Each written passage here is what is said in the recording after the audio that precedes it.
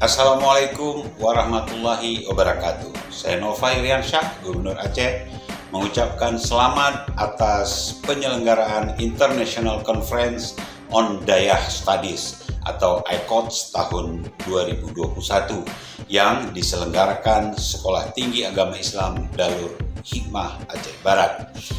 Pemerintah Aceh menyambut baik diadakannya kegiatan konferensi dayah ini.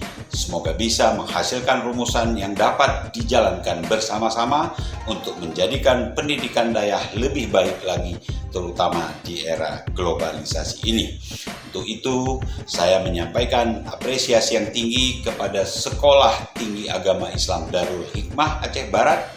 Semoga semakin sukses dalam melahirkan kader-kader intelektual yang berakhlakul karimah sebagai penerus pembangunan Aceh. Terima kasih. Wassalamualaikum warahmatullahi wabarakatuh.